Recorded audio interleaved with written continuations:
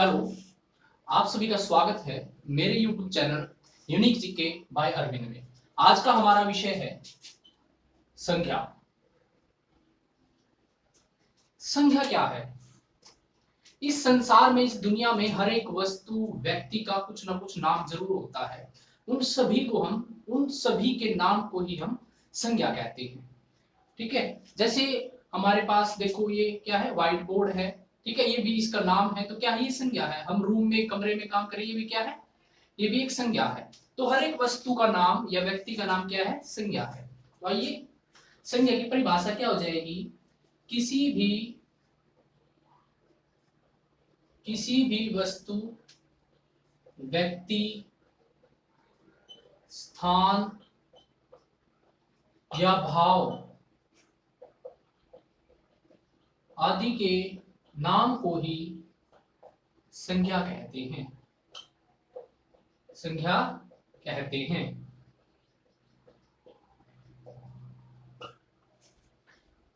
जैसे for example, जैसे राम किसका नाम है? एक व्यक्ति का नाम है। किसका? व्यक्ति का नाम है। ठीक है, जैसे पानीपत, पानीपत किसका नाम है? एक शहर का नाम है, स्थान का नाम है। ठीक है, स्थान का नाम है। तो किसी भी वस्तु, व्यक्ति या स्थान के नाम को हम संज्ञा कहते हैं। ठीक है, अब हम इसके भेद की बात करेंगे। इसके हिंदी में मुख्यतः तीन भेद है। हिंदी में मुख्यतः तीन भेद हैं। व्यवहारिक रूप से हिंदी में तीन ही भेद होते हैं, परंतु अंग्रेजी व्याकरण के प्रभाव के कारण आजकल हिंदी में संख्या के 5 भेद माने जाते हैं। ठीक है, तो पहला भेद है व्यक्तिवाचक संज्ञा। व्यक्तिवाचक संज्ञा। दूसरा भेद है जातिवाचक संज्ञा। और तीसरा है भाववाचक संज्ञा। भाववाचक संज्ञा। और दो जो भेद हैं वो जातिवाचक के माने जाते हैं। एक तो है समूहवाचक संज्ञा। इसके दो भेद माने जाते हैं जातिवाचक के। ठीक है, समूहवाचक संज्ञा और द्रव्यवाचक संज्ञा। तो बारी बारी हम इन चारों का, जो 5 हमारे संज्ञा के भेद हैं, उनको हम अच्छे से पढ़ेंगे। सबसे पहले बात करेंगे हम व्यक्तिवाचक संज्ञा की। देखो, व्यक्तिवाचक संज्ञा के अंदर देखो, इसमें व्यक्ति आ रहा है, तो इसकी परिभाषा क्या हो जाएगी? किसी भी विशेष वस्तु, व्यक्ति का नाम। किसी भी विशेष वस्तु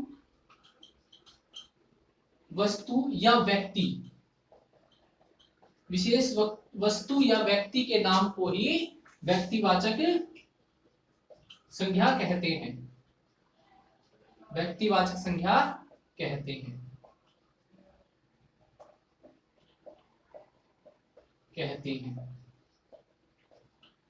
ठीक है, आपको क्लियर हो गया? जैसे राम, मोहन, जैसे मोहन है, किसका नाम है? एक व्यक्ति का नाम है, लड़के का नाम है। और जैसे पानीपत मैंने अभी बताया था, वो क्या हो जाएगा? एक स्थान का नाम हो जाएगा। ठीक है, तो मैं ऐसे लिखूं तो ये क्या हो जाएगा? व्यक्तिवाचक संज्ञा। अब इसका सेकंड पार्ट है, दूसरा जो भेद है वो है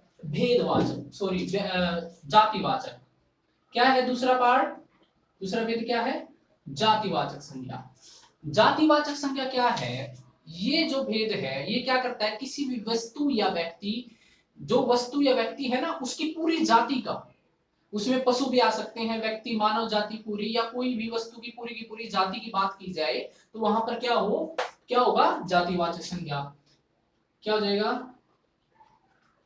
किसी भी वस्तु या व्यक्ति की पूरी, इसमें पशु, ठीक है, कि पूरी जाति का बोध कराने वाले शब्द, पूरी जाति का बोध कराने वाले शब्द,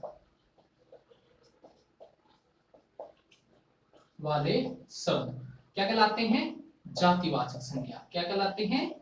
जातिवाचक संज्ञा। ठीक है, जातिवाचक संज्ञा कहलाते हैं। देखो, हमने अभी बात की थी, जैसे हमने अभी लिया था, जैसे मोहन लिया था अभी हमने, किसमें? व्यक्तिवाचक संज्ञा में। किसका नाम है? लड़के का नाम है। देखो, अगर किसी व्यक्ति का, मैं एक बात क्लियर कर देता हूं, अगर किसी वस्तु या व्यक्ति का नाम दिया हो, जैसे हम बात कर रहे हैं मोहन की, इसने नाम दे दिया लड़के का, तो क्या होगा? व्यक्तिवाचक। अगर उस इंसान का या वस्तु का नाम नहीं दिया तो वो क्या होगा? जातिवाचक। जैसे हम अगर कहते लड़के का नाम ना बताइए, जैसे लड़का है, लड़का हो जाएगा, तो लड़का क्या होगा? इसका नाम नहीं दिया ना, तो लड़का क्या है? जातिवाचक संज्ञा है। अगर मैंने पानीपत शहर की बात की थी, अगर शहर दिया हो, जैसे खाली शहर है, खाली शहर है, तो क्या हो जाएगा? इसमें शहर का नाम नहीं दिया ना, स्थान का नाम नहीं दिया, तो क्या हो जाएगा? जातिवाचक। क्या हो जाएगा? जातिवाचक। ऐसे ही अगर नदी है, नदी दे दी, इसका नाम नहीं दिया, कौन सी नदी नहीं दिया, तो क्या हो जाएगा? जातिवाचक। अगर मैं कह दूं गंगा नदी, देखो नदी का नाम दे दिया, तो क्या हो जाएगा? क्या हो जाएगा? व्यक्तिवाचक। अगर उस वस्तु या व्यक्ति का नाम दे तो क्या हो जाएगा? व्यक्तिवाचक। अगर उसका नाम नहीं देता तो क्या हो जाएगा? जातिवाचक। क्लियर है?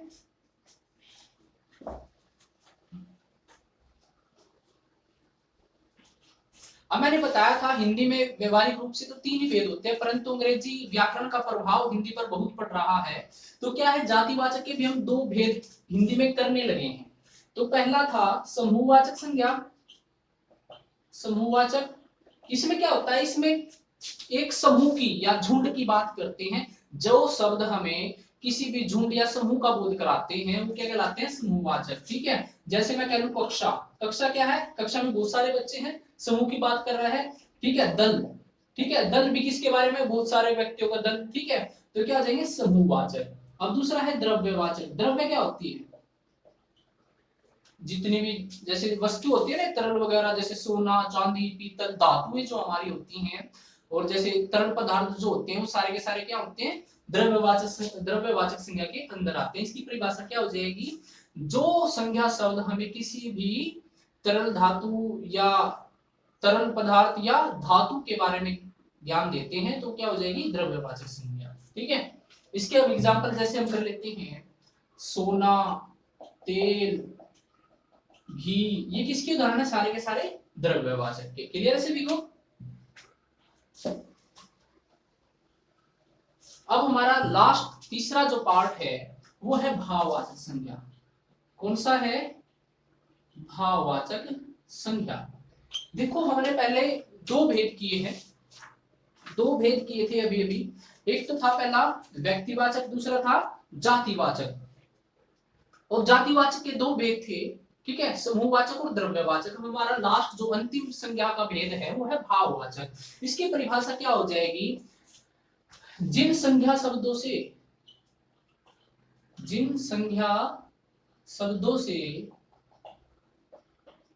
से किसी भी वस्तु, व्यक्ति, स्थान के गुण दोष आदि का पता चलता है। ठीक है? गुण दोष, उसके स्वभाव आदि, और भी इसमें ऐड कर लेते हैं, स्वभाव या भाव आदि का बोध हो, तो वहां क्या हो जाएगा? भाववाचक संज्ञा। क्या हो जाएगा? भाववाचक संज्ञा। जैसे हम कई बार कर लेते हैं, जैसे खुशी, खुशी क्या है? भाववाचक संज्ञा है। क्या है? भाववाचक संज्ञा है। जैसे प्रेम, दुख, ये सारी की सारी क्या होती हैं? भाव, जो हमारे अंदर एक भाव लेके आती है। हार, जीत, ये क्या सारी की सारी भाववाचक संज्ञा है। तो आशा है सभी को पसंद आए होंगे और अच्छे लगे होंगे, अच्छे से समझ में भी आ गया होगा। जिन बच्चों को लगता है कोई कमी रह गई है या कोई कमी लगती है, तो प्लीज कमेंट बॉक्स में कमेंट कीजिएगा, ताकि मुझे उन गलतियों का पता लगे और मैं आगे से वो सुधार सकूं। धन्यवाद।